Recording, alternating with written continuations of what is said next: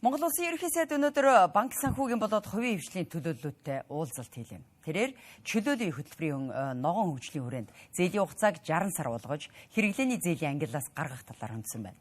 Түүнчлэн ипотекийн санхүүжилтийн хүртээмжийг нэмэгдүүлэх, эдийн засгийн эрх чөлөөний тухай хуулийг дагуулж банкны тухай хуульд өөрчлөлт оруулахаар ажиллаж байгаа талаар уулзалтын үеэр онцолжээ.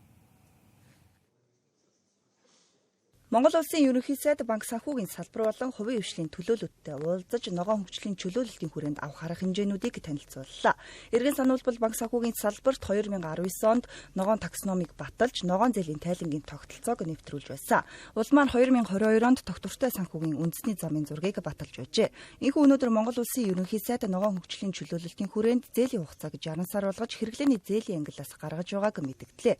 Ингэснээр нарны автан хураан урын сарын төлөлт 40%-аар буурч 5 жилийн хүүн хүрэн зээлээс 4-өөс 6%-аар хямд байх боломжтой.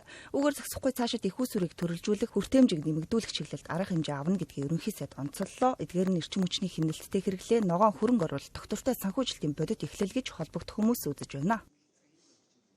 Тэгэхээр нарны автан цахилгаан тээврийн дулаалгууд бол энэ зээлд багтж байна. Тэгэхээр хугацаа бол уртсаж байна.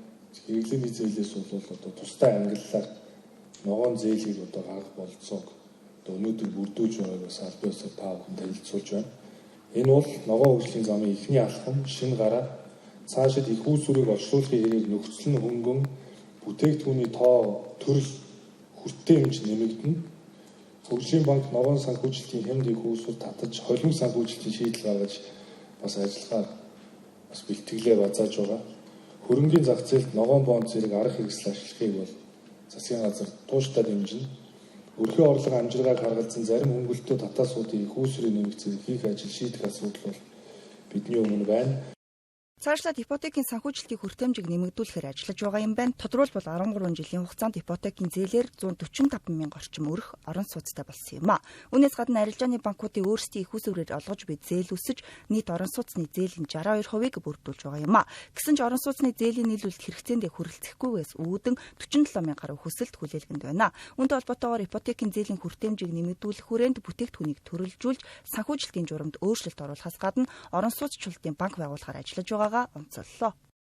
Орон сууцчлалтын банк байгуулалттай холбоотой эрх зүйн орчин талаар судалгаануудыг хийж ирсэн юм байна. Гэхдээ энэ бол тэр нөгөө өөрөө зээл гаргадаг жижиг одоо зээлүүдийг гаргадаг тийм одоо банк байх зохимжгүй.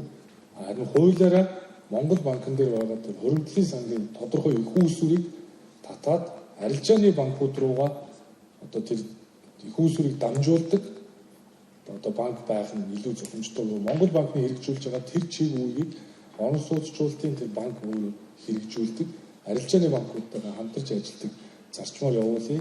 Хоёрт бол өмнөх үйлчлэл баримтлалаас би нэг зүйлд нь бол нийцэхгүй. Тэр бол зөвхөн голден шеэр л эзэмшнэ. Тэр бол ипотекийн 6%-ийг явуулах зорилго. Бусад хувийг бол үлдсэн хувийг бол бид хууль гарсны дараа нээлттэйгээр одоо хувийн хвшилтэд сонгон шалгуулж зарлаад нээлттэй өгнө. Тэгвэл банк санхүүгийн салбар болон хувийн хвшлийн төлөөллүүд санал нэгтэй байгаагаа илэрхийлж хугацааг илүү уртсах нь зохистой гэдгийг хэлж байна.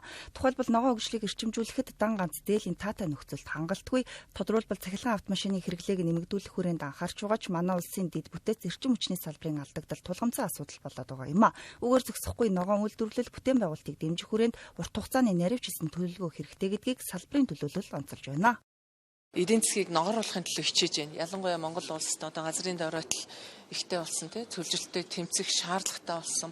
Уур амьсгалын өөрчлөлтөнд хамгийн мэдрэг 10 орны нэгд очсон байгаа болохоор бид нар ч гэсэндээ өөрийнхөө харилцагчдыг энэ уур амьсгалын өөрчлөлтөд басан зохицсон бизнест хөрвүүлэх боломжтой байдаг үл энэ уур амьсгалын өөрчлөлтийг бууруулах чиглэлд хамтдаа хичээж ажиллах ёстой мó гэдэг зорилтын үүднээс л энэ засгийн газар нь арилжааны банкуч бүгдээрээ хичээгээд ажиллаж байгаа гэж ойлгож байна. Дээр нь мэдээж автомашиныг өөрөө бас өртгийг бууруулахын тулд тодорхой хэмжээний засгийн газар бол 2030 он гэхэд 30 мянган цахилгаан тээврийн хэрэгстэй болно гэд зорилт тавьсан байна.